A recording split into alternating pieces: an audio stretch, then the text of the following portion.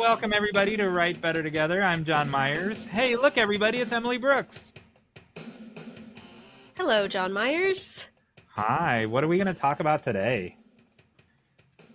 Well, we have quite the guest. That's Today exciting.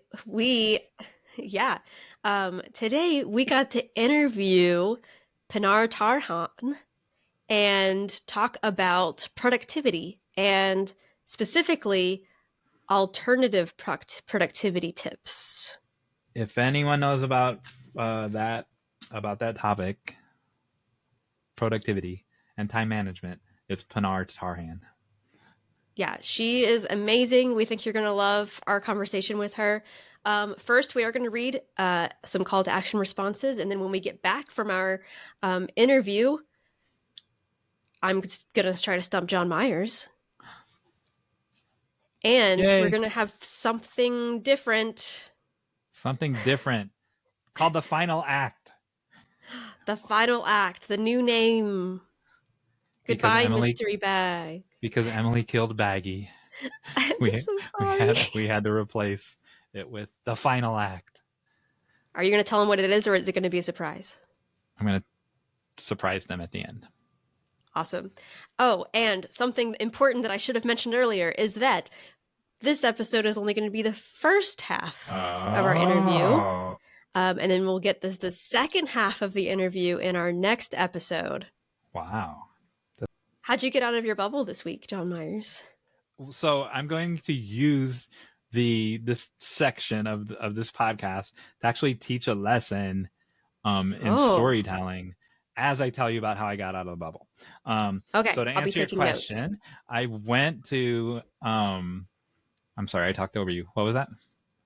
I said I'm taking notes. So far we have I went to, so that's a subject and a verb. Perfect. So I went and never heard you speak like that. here's version 1. All right. Version 1 is I went to the recyclery and came home with $8. There you go. What? It's what I did. Has a happy ending. There you go. That's version 1. Here's version 2. Hey. In version 2, I'm on my way to the recyclery every quarter. So every 3 months, I recycle. I don't drink pop anymore. I only drink water. And but my water comes in cans. You see me drink out of this Slim Chickens cup, but that's because it has ice in it. But this is what I actually drink. If you want to sponsor us, I drink 17. Yes, please give us some free sparkling water, please. And so, rather than throw them away, environment, I take them every 3 months to the recyclery. And the other day, I'm driving on the way to the recyclery. They are all on the wrong side of the tracks, people would say. And there's 5 different recycleries all on the same road. And so it's just like, it's Junk Island. It's like from we talked about Isle of Dogs. That street is just junk, recyclery, metal everywhere. And I always go to the same one. I don't know why I chose that. They all pay about the same, but it's the one I always went to. And it has they all have some form of drive-through, but this one has like a legit drive-through, like at a fast food place. And you just pop open your trunk, they get the stuff out, and you don't do anything, and then they give you money. And they pay you? Yeah. I've never been paid for recycling. Yeah. So I know people who collect it out of the bins. Yeah, you could. So yeah, they pay you for your cans. And I said I came home with $8. And so they don't do like paper and newspaper or plastic. But they pay for aluminum, they pay for metal, they pay for appliances, like if you have a broken air conditioner or whatever. Anyway, so on the way there, I'm driving as one does, and I hear a commercial for not the one I'm going to, but for a different one, and it's their 15th anniversary. As part of their 15th anniversary, every 15th customer, they give you an extra $15. So, of course, I'm going to go try to do that. The catch is, at this point, it was like 12:30, and they only do that from 8 to 1. I don't know why, but they're open till 4. All of them are open the same hours. They're all open till 4 or 4:30. But every 15 customers on that day got $15 between 8 and 1, and so it was like 12:30. No problem. I was going to get there before then. But I had not been to that one before. And so I pull in. First of all, it's spotless. It's unlike any of the other ones. Obviously, there's smushed up cans and cars, but they're all way off in the distance. Where you actually drive in, the part the customer sees, it's spotless. It's like as clean as Disney World. It's like totally spotless. And so, but I don't know where to go or where to take these cans. And so I see a flatbed truck on a scale, and he's got like 2 washing machines, a refrigerator, and 3 air conditioners or whatever. And so they're weighing it with all the stuff on it. And then these workers come and they take the stuff off, and then they weigh the truck, and then that's how much the difference between the two is what he got paid, right? So I'm waiting behind that, but he's at some point he gets out of the truck and he goes inside this building. And so I'm like, maybe I'm supposed to go inside the building. And so I go inside the building, and totally nice lady. And she was like, what do you have? And I'm like, I just have cans. And she's like, oh, well, that's a different area at the other end of the parking lot. So I go to the other end of the parking lot, and I wait there for the worker that was helping get the stuff off the washing machines and all that stuff. So there were 3 workers over there. One of those workers comes and gets my cans, weighs my cans, gives me a little ticket, says, take it back up to the office that I was just in, and she'll give you your money. So I do all that. I drive back over to the little office, and I go in, and the guy who was with the washing machines and the refrigerator and all that, they're taking his picture because he just got $15 for being the last 15th customer of the day. Had I gone to the little weigh station for cans in the first place, and not waited behind that guy or gone in and asked a question, if I just went straight directly there and came in, I would have been the 15th customer. And so I came home with my $8. So that was version 2. Tell me why version 2 is a story and version 1 isn't, and not because it's longer. They all had a beginning, a middle, and an end. So why? Yeah, so the first one, it was more like it's not even a log line because there's no, a log line leaves mystery. Correct. It's it's like maybe we've all heard of the shortest short story ever by Hemingway, Yeah. right? What is it? The You baby know shoes it? one? Yeah, the shoes one. Go ahead and say it because I don't know it exactly. For sale, baby shoes never worn. That there's an emotional, it actually doesn't even really have a beginning and an end, so you could argue that it's not a story, but you could also argue that there's a story behind the sentence, whereas what you said, there's not even really a story behind the sentence because you've given everything away. It's all there, but there's no, why did you need, like, why did you go there? What was your need? Did you satisfy that? Like, what was your journey as a character? Did that So the answer the Hemingway question? example, that becomes a story because what we bring to it, right? The Yes. meaning that we bring to it, which we'll talk about that in a different episode of meaning. Sure. But yeah, and but yes, a strong yes. So the first version, it had a beginning, a middle, and end. So does the second one. So a story isn't beginning, middle, end. They both have a Right. beginning, middle, and end. The first one had a happy ending. $8, right? As far as you knew, I was happy, right? The second one ended in disappointment, but Yeah. it's still a story. But it was a story, Yeah. because it had emotional closure to the story. And so just because it has a happy ending and a beginning and middle and end doesn't mean it's a story. A story Yeah. needs protagonist. So they both had that because I went to the recyclery. It needs a goal. So I had a goal to help save the environment and get my $8. And I had a secondary goal in a bigger goal to try to win the $15 that I heard on the radio on the way there. And then it had obstacles. The guy with the washing machines and refrigerator, and that was an obstacle. And what's the fourth thing it had? A ticking time bomb. It had a ticking time clock, and because you had to be there at that exact time. And so he was the last one. Like there was like 5 minutes left, so there was no way I could have driven around the block and 15 more people would have come. So he was the last 15th customer of the day. So yes. All right, what were you? And also, say? As an audience, the first one, there's no suspense or questioning or journey for the audience either. Whereas the second one, I'm going, okay, is he going to make it? Is he going to make it in time? Is this interruption going to... So I'm kind of following along with you in that. That's the power of the ticking time clock. Is he going to make it on time? Yeah. And so you're invested. You're invested as a listener to the story. That's all. That was how I got out of my bubble. I love it. I was going to say I didn't get out of my bubble at all.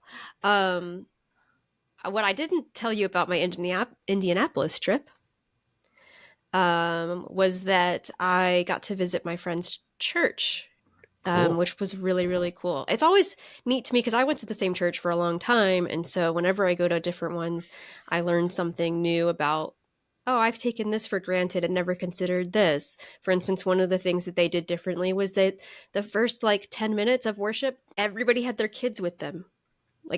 Kids were there. Kids were in the worship. It was so sweet, so adorable. And there were so many young little bitty kids, and it was really, really sweet.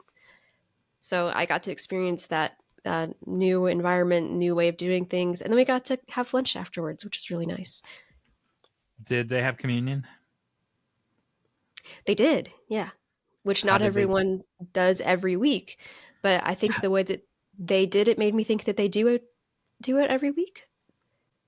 And it obviously wasn't enough because you were still hungry to go to lunch. Was my still point. So hungry. Yeah. No. So how do they do their communion there? They did it where you walk up to the front and then you grab a little piece of bread, you tear it off, and then you dip it in the drink. So we also do rip and dip. And did you know that's called intinction? Yes. You did. All right. So there, listeners, you learned a new word today. However, I'm a germaphobe, and so intinction is not my favorite form of communion, although I don't believe that churches should argue about how it's observed as long as it is observed.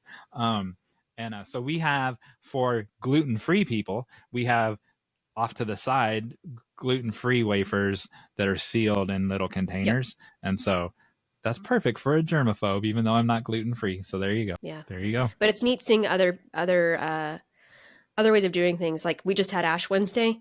Well, when I was in grad school, I was teaching during Ash Wednesday and I couldn't go to my church. And so I went with my friend to her Catholic church and I got to experience Catholic Ash Wednesday, and it was very cool. So I just love, I love seeing how people do things differently.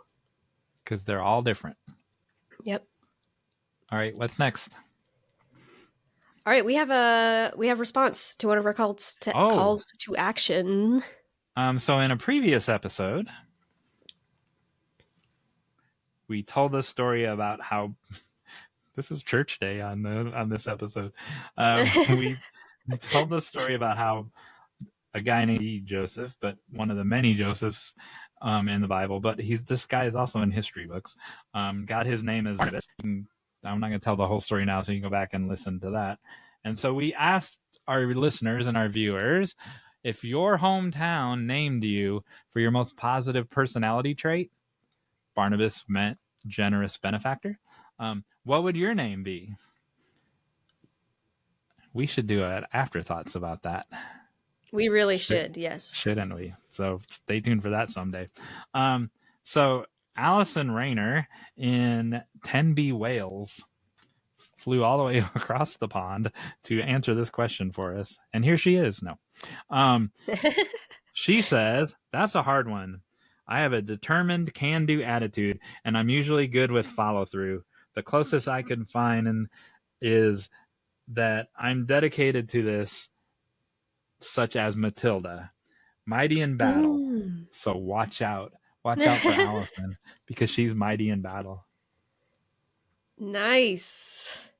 I could go on for another, which I won't, 10 minutes about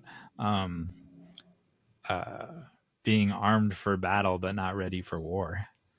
Maybe that's Ooh, a separate that's episode good. of something. All right, what's Yeah, next? I don't know if Matilda is a name I could give myself. I think it's an interesting challenge because the things that I would say about myself are not as probably as positive as the things other people would say. You know how they always think like what it would like sometimes you need to hear other people say something about you because you're so hard on yourself. So when I do mine, I'm going to have to like really think about it subjectively Or ask or people. objectively. Like if we record it next week, you have a week you can when you get out of your bubble because you've Yeah, been so eventually. contained due to your illness that you can ask people, how would you just Yeah, what how kind would of you name just would you give me? Yeah, There it's a you good go. question. Now what? Now, without further ado, here is our interview with Pinar Tarhan. And she's talking about the big idea of alternative viewpoints on time management and productivity. And there you go. Let's watch it.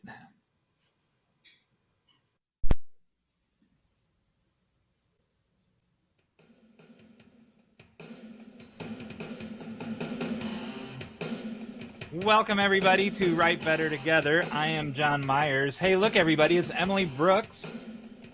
Hello, Jon Meyers. Look, everybody, it's Pinar Tarhan.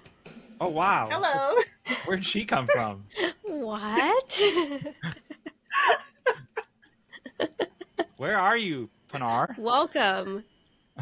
Hello. Thanks for having me. I'm in Istanbul, actually. Oh. Yes, what's the time difference there? It's now like after 9 p.m. Okay, And yeah, so here it is 1 p.m. Istanbul, not So 8 hours. Constantinople. Go. Emily has Yes. a bio to read. Very good. You know it. So we are so excited to have Pinar on with us today. She is a rom-com novelist, freelance writer, and blogger. She loves creating short, escapist, and fun ensemble romances that even men enjoy. Her nonfiction work has been featured on CNN, The Washington Post, Thrillist, and Wow, Women on Writing. She is also passionate about glam metal, movies, TV series, reading, beach vacations, and traveling. She speaks 2.75 languages, which I need to ask about, and is currently working on her fourth rom-com novel, A Change Would Do You Best, the third and last book in the A Change Would Do You Good series. Welcome. So, welcome. Hello. Emily has to ask about the Hi. languages first, so let's get that out of the way. 2.75. Okay, so English and Turkish are each one, right? And I speak a little bit of Norwegian, some German, and some Italian. But when you combine it, I can't call them one yet. Yes, I'm not at the level. I love that. I know some stuff.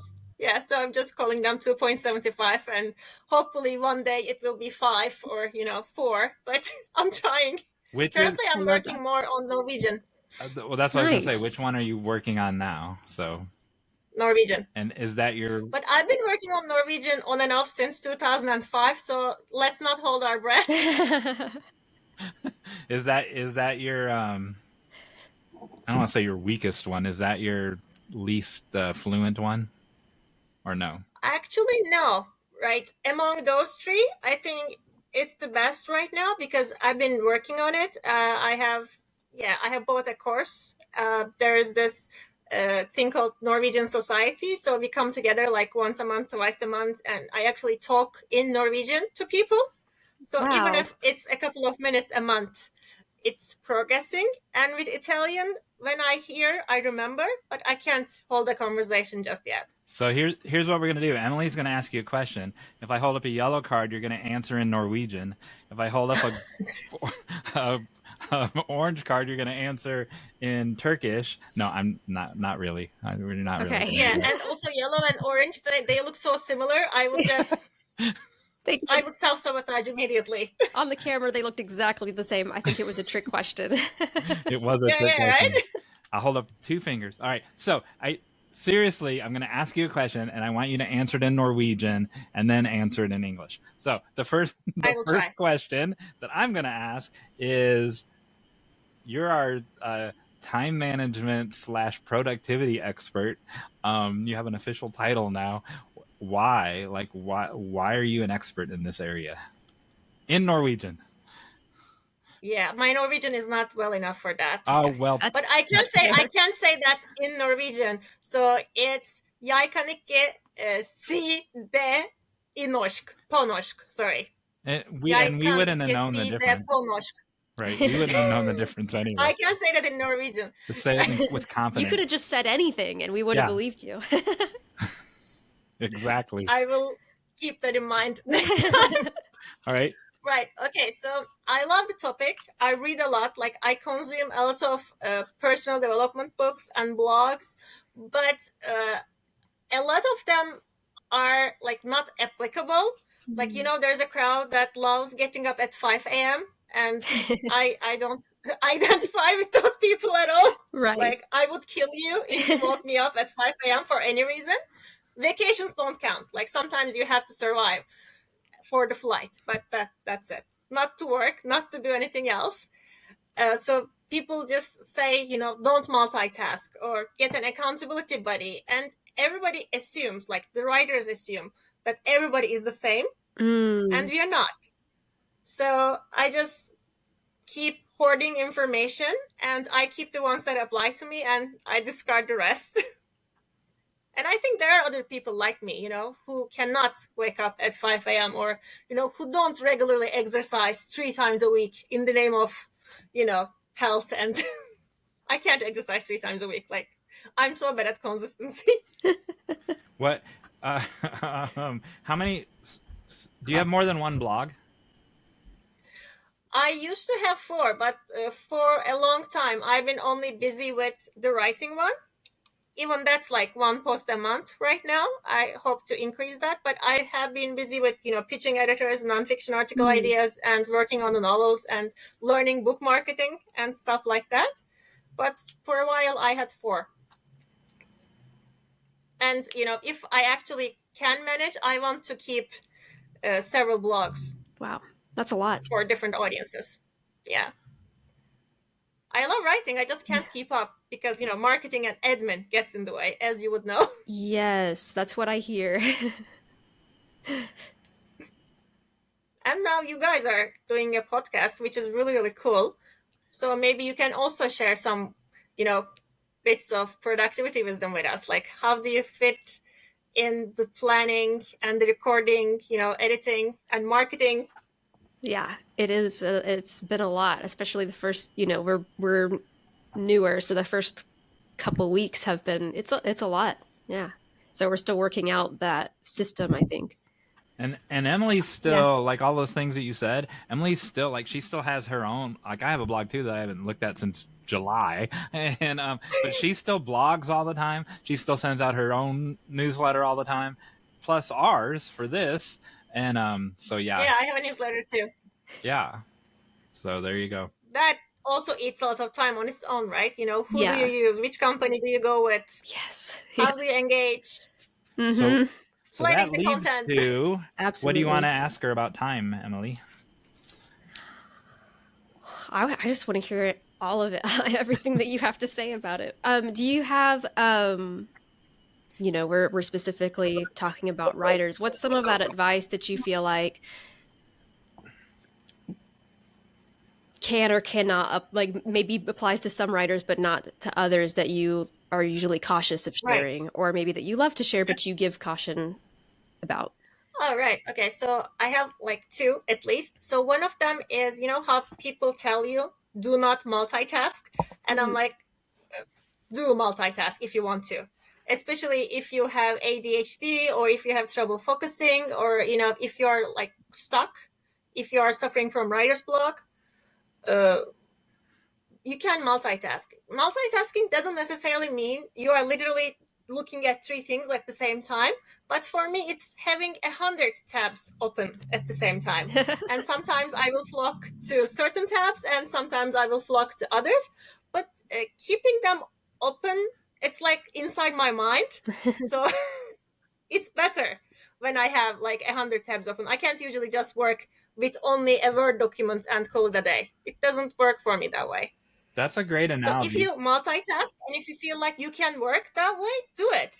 That's a great analogy, and it crosses the bridge between people who are pro multitasking and anti multitasking, because really multitasking is just like what you said, having 100 tabs open, but you're only doing one of them at a time, and so right. you might spend less time on each one, but you're never like rubbing your head and patting your belly at the same time. You're always doing one specific thing in that moment.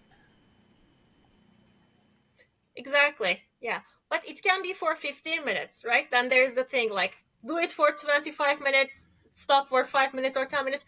Okay, not everybody can do that. Like, imagine you are lost in a scene, right? You're writing fiction and things are going so well, and the last time you checked the hour was 5 hours ago. If this happens, you cannot stop.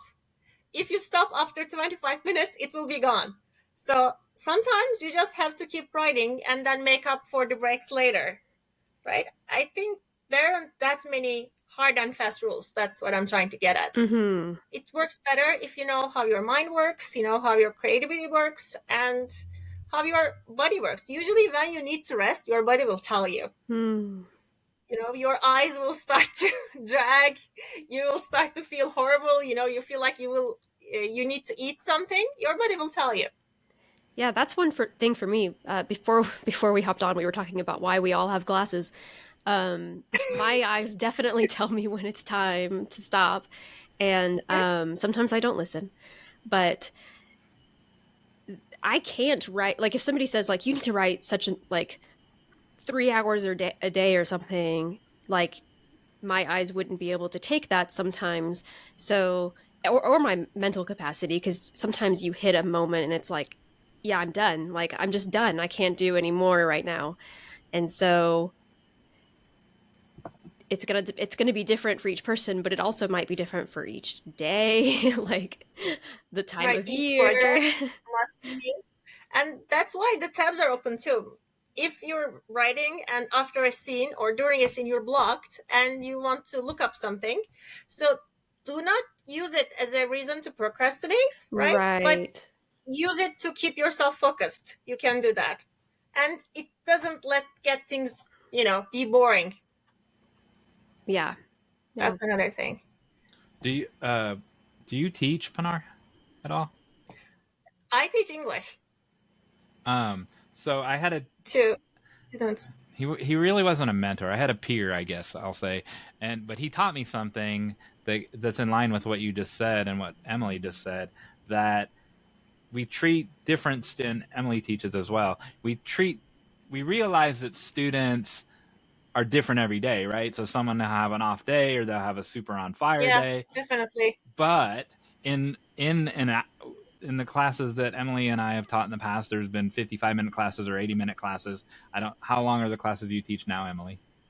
50. I mostly teach on Zoom now, so it's 45 minutes. 45 minutes for you. And how long are yours, Emily? About 50. So in that 50 minutes, one specific student can change. Like, don't just think they might be different on a Tuesday than a Wednesday, but they can be different at 9 o'clock than they are at 9:30. And that was really eye-opening to me. Yeah. Their mood and their like attention level changes from topic to topic, moment to moment, like how tired they are feeling. Yeah, definitely. Mm-hmm. It's fun. I think I would love to teach like creativity at some point. It just has never materialized yet.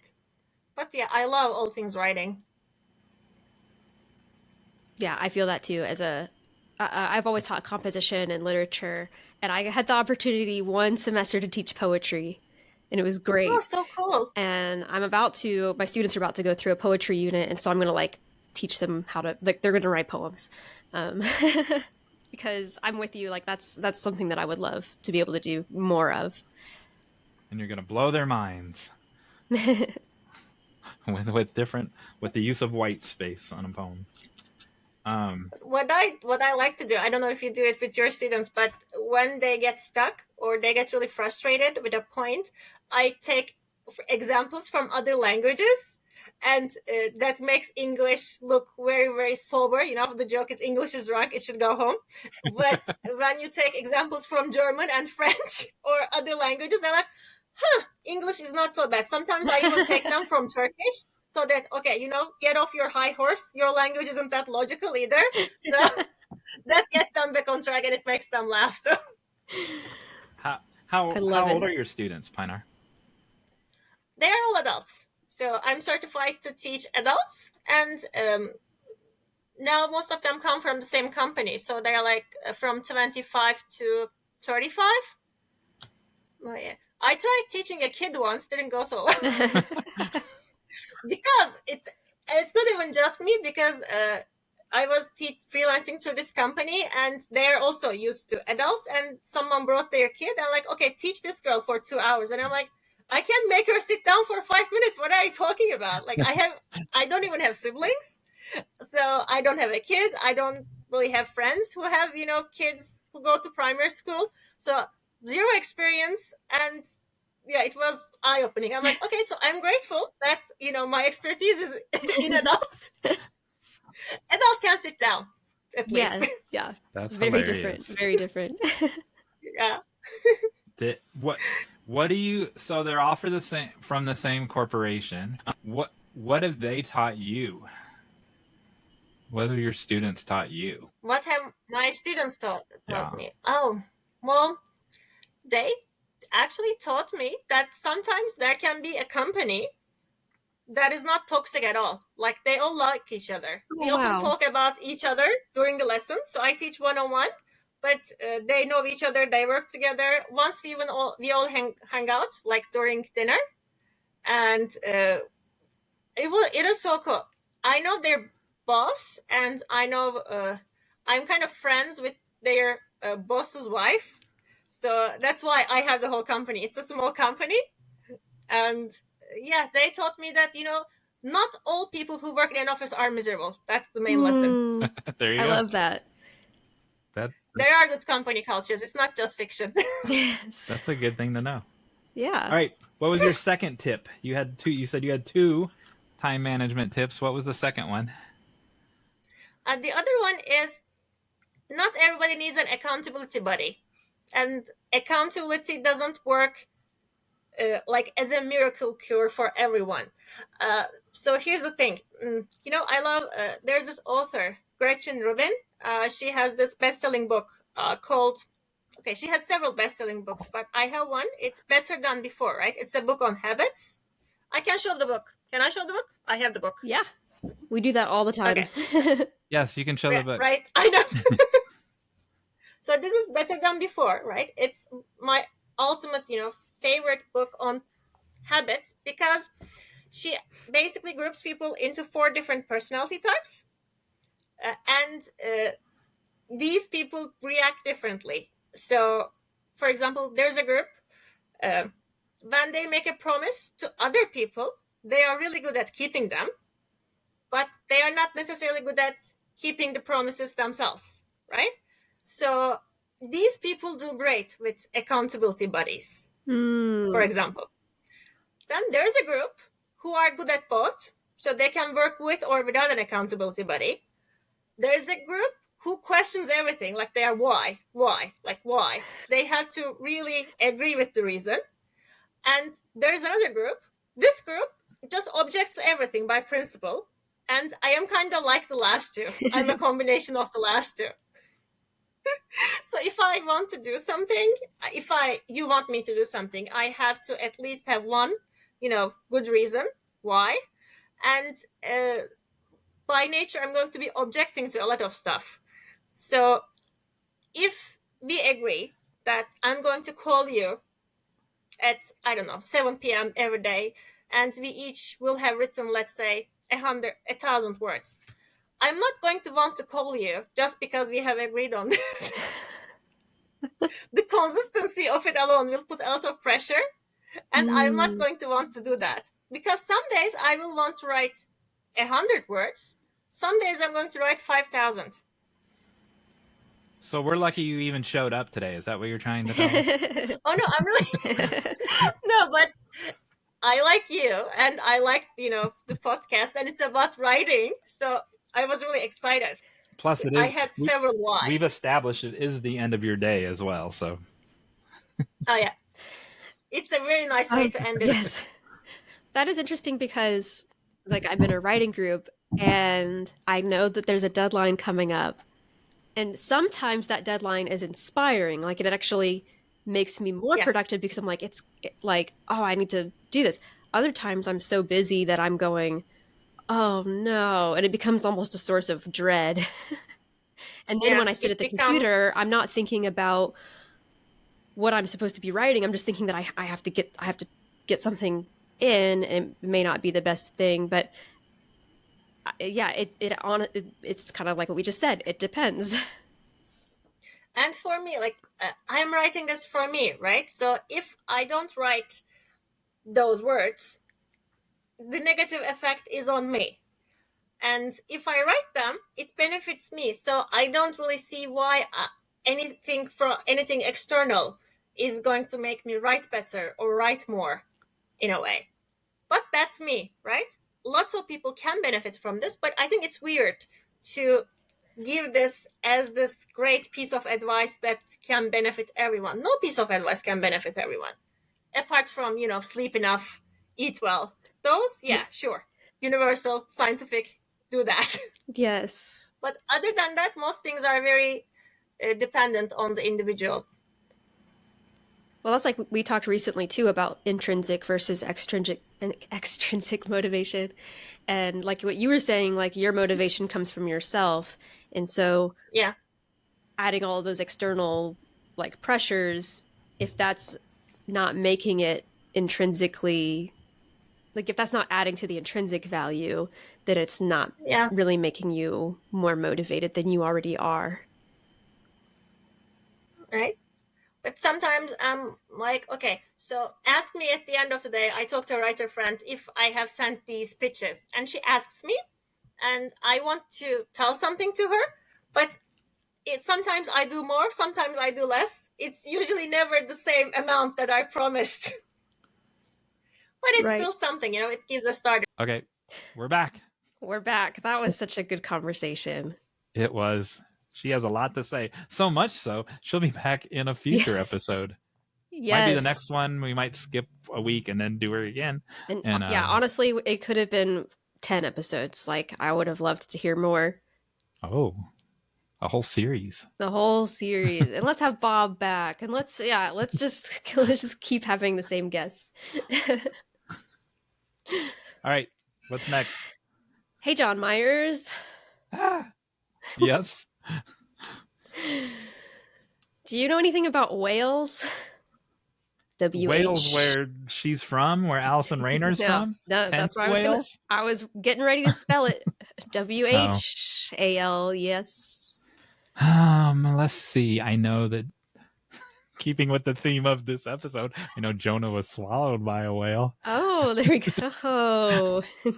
The number one VeggieTales was he, or story. Was he swallowed by a fish?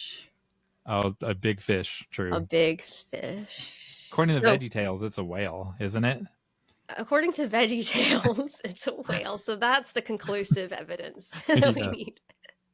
The conclusive evidence, actually, for the crazy big things in the Bible is that Jesus refers back to them, right? And so that's the conclusive evidence, because he'll bring up Noah, which is a crazy story that all these animals got on the thing, or that Jonah survived being inside the belly of the fish. Well, but Jesus believed it, right? And he's the man who rose himself from the dead. And so if I'm gonna go with that guy, so there you go. There you go. Welcome back to church, everybody. Whales. Yes. Okay, so most of these segments, not most, but a lot of them have been about language. Do you know anything about whale language? Oh, no, I don't. Awesome. So this is going to be a little preview because I can't go into the full depth of it. But what I'll give you is a little taste. What Alvarez would say would be salt in the mouth. So if you remember my mentor, Dr. Alvarez, say salt in the mouth. Now you're thirsty. Now you're gonna go to the stream and drink. So I've never heard that phrase. yeah, it Fabian. was the teaching phrase. He was like, our job isn't to teach students everything. It's to put salt in the mouth to make them thirsty, and then they go and they want to learn. And yeah, Dude, write I love down. that. Okay. Anyway, whales. so this is my salt in the mouth for whales. Is that there's a documentary called "Secrets of the Whales" by James Cameron. James Cameron. I think it's a National Geographic or Disney, or they're the same now or something. And each episode follows a different species of whale and how they have different cultures depending on where you find them. Are you going to say they have different accents? They have different accents. Oh my goodness. This is fake news. I'm not buying it's this not. one. And so this is a bird a bird side story, is that my husband and I heard a towhee in a different state and it sounded different, and apparently that can happen. But same thing for whales. And it wasn't just that they had different accents, but like they had different ways of, like, their language is a little bit different. The way that they hunted was different. They had different social things that they did, all because the same thing as humans. When we get in our, like, we create these communities, and then we have different culture, and they have matriarchs, and the matriarchs in the whales would teach the next generation, you do things this way, and then they would teach the next generation, you do things this way. And so even though it's the same species, they have different ways of doing things and different voices and languages. I believe that because that their behaviors and how they sound, I guess, would be normalized by their surroundings, by their community. Mm-hmm. That makes sense. Yep. And their diet would depend on their surroundings as well. So like some of them would hunt different kinds of things because that's what they had available. And so there, in this documentary, you can see the parents like training the young ones how to hunt like stingrays and things. It's really cool. I highly recommend it. I will say, if you saw the new Avatar movie, it's all about whales. and I was like, I feel like I just watched that documentary again. So if you liked Avatar, or if you didn't, go watch The Secret of the Whales. But if you hate the font papyrus, then what? Then you're doomed. So not to get on a side tangent, but so Ryan Reynolds returned to Saturday Night Live. Well, a couple days before we're filming this, and they did Papyrus 2. They did an extension of the hatred of Papyrus. That's hilarious. So maybe we'll share that clip on our page just for the fun of it, unless it has a bad word in it. So now what do we do?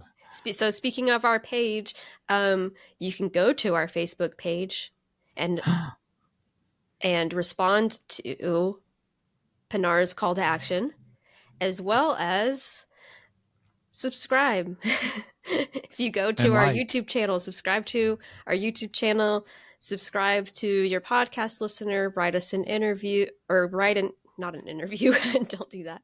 Write a review, share us, all the things. Cool. I'm ready. I'm not. I'm so hesitant about. I'm ready for the final. About this. I'm ready for the final act. The final act. All right. This game is called. We've already established. I hate the phrase "trust your gut." Yeah. So trust your instinct. I do too. So yeah, we're good. So it's gonna be trust your instinct. So I'm going to show you. This was really hard and somewhat confessional. I'm going to show you 3 Instagram pages that 2 of those 3 I follow and 1 I do not follow. So I'm going to show you all 3. You're going to give me your gut reaction, which one you think that I don't follow, right? Then I'm going to tell you. First of all, I never lie, but I have to lie for this game, and some of the future games I might have to lie, and so listeners, don't lie. This is not. Don't use this next minute for modeling of your lifestyle, and but so Emily's gonna say what her gut is of which of the 3 I don't follow, and then I'm going to tell her she's either right or wrong, which may be true or not true. I might be lying. And then she has a minute to ask me questions about all of them, about all of the Instagram pages. And then she can see if she wants to change her answer or keep her initial instinct gut answer. So you're going to pick one. You're going to question me for a minute. And then you're going to say, I'm going to keep my original answer, or I'm going to change my answer. No, it's really the third one you don't follow, or the fourth. Do I have limitations on the kinds of questions I can ask? No, you can ask me anything. Okay. All right. I'm ready. So the first one is, I got to learn how to share here. And for the podcast listeners, we're going to explain. Yeah, I'll I'm explain. Well, you'll know because I'm going to tell you what it is. Gotcha. It is. I got to hit share screen first. I was watching Dana Carvey and David Spade, and they were doing the same thing. Not the same game, but they were like, what button do I press? What? So I don't feel bad. All right, so now I'm sharing a screen, and the first screen, close your eyes. All right, open your eyes. You didn't see the top, did you? No. Okay, so at the top it says whether I follow it or not, so I have to scroll down a little bit, and because that would answer the question. This is Birch Bark Books. Louise Erdrich. I think it's Erdick. Honestly. So that's the first one. Okay.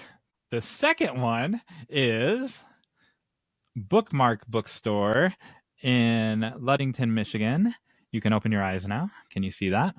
And of course, there's smoked white fish chowder on the first page. Yes. And there's Hungarian mushroom soup. And there's some little Easter bunnies looking at books. And there's the bookstore. And there's some coffee. And then stop sharing. And then now the third one. By the way, while he's doing this, I don't remember if we clarified that this is going to be different every week. Like next time, I'm going to do a game for him. He's going to do a different game. Like it's going to be, there's going to be variety, and you can play along with us. You should be playing along this whole time. And if you don't like this game, then you'll never see it again anyway. So here you go. Here you go. All right. Fitness guru Prima Tesh. And so, here's her different friends. Here's her some workout routines. That's her dad, Jon Tesh, right there. If you know Jon Tesh from Entertainment Tonight. All right. So your gut instinct of which ones I don't follow. So you have Birch Bark Books in Minneapolis. You have Ludington, Michigan's Bookmark Books, and you have Prima Tesh Fitness Guru. What is your gut reaction? My gut reaction is the first one, that maybe you did that because I said that I may have put Louise Erdrich on my favorite list if I had read more of her stuff and knew if I really liked her. So that's my theory. I ask you questions. Ask me questions. Okay. Grill me about all 3 of those pages. Have you been to that bookstore? Which one? Birch Books. I have not. Have you been to the one in Michigan? I have been there many times. Ah. So when I said I lie for the answer, I was supposed to say whether her guess was right or wrong. I forgot to do that part. And that's the lie. All of these answers to these questions will be true. Okay. Otherwise, it'd be pointless. Yes. So what? So Okay, so what was you your haven't guess? been to the one in Minneapolis. You have been to the one in Michigan. But wait, what And was your guess? I have to agree or disagree with your guess my guess first. was the first one. So I have to tell you this may be true or may not be a lie that I do not follow that one. Okay. Now you ask your questions, which you've established. Okay. And then the fitness guru, you said that you knew who her dad was. Jon Tesh from Entertainment Tonight. Ba-da-da-da-da-da. Okay. That's her dad. And do you like do you work out? Do you do any of the routines that she suggests?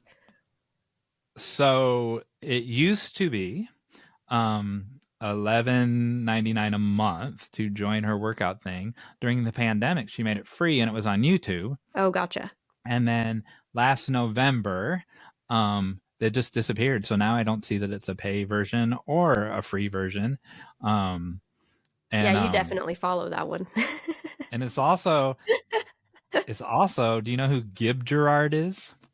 No. Gib Gerard is so Jon Tesh and Connie Selica. Gib Gerard is Prima Tesh's stepbrother. And he's hilarious. He's an actor and he's hilarious. He's Gil Gerard's son, who is also an actor. Just more names that I don't know. So there you go. So he's on the workout show as well. Okay. And so you think that I definitely know this one because I know those things. Like I couldn't know those anyway. Like I couldn't know all that anyway. You could, because you could also follow it on Facebook, or you could look at the website. But I'm gonna stick with my instincts. I'm gonna go with the first one. Okay. Have you exhausted all your questions? Have you read anything by Louise Irvin? I have. Is it a bookstore that you aspire to go to one day? Yes. Do you know why? Have you? Why? Do you know about this bookstore? No. So she owns it, but comes and goes as she pleases, obviously. And but all the dogs work there. And so if you go to their that's web, like Parnassus. yeah. So if you go to the website that has all the dogs that work there, the Ludington Bookmark Bookstore. If you scroll down further, which I'm not going to go back to sharing the screen, you can't look because it might say I follow it at the top. Ah. And if you know what I mean, we'll do that at the top. No peeking. They also have dogs on their page, but they have customer dogs on their page. So, but have you been to Parnassus in Nashville? A long time ago, yeah. Yeah, they also have dogs. Yeah. True. Yep. All right, I'm sticking to my guns. If that's the phrase. I've forgotten what it is already. No guns. I'm going with the first one. So you say I have not followed the first one. Yes. Is that what you're saying? Okay. Wrong. Yes. I don't follow the Ludington one. I've been there. I've probably been there not a million times, but I've probably been there 20 times, and I've never followed them. That's what made this game so hard. Is because like everything I could think of, I already followed. Well, that was like a good one though, because you've been there, and so I just assumed like, oh yeah, he's been there, he follows. So there you go, you got me. There you go. Oh, nice. I forgot to tell you what the prize was. Oh yeah, what's my prize? Is it non-existent points? Wait, I don't get a prize. I failed. This is the prize you lost. Abraham Lincoln's joke book. Abe Lincoln's joke book. It's his original joke book. He carried this around with him. What? The night he was shot, this was in his pocket. There you go. What? That's what you lost. Can't believe it. Abraham Lincoln's joke book. There you go. Well, I hope you all at home played along with this. I hope they did too. All right. Until next time. We couldn't have done it without you.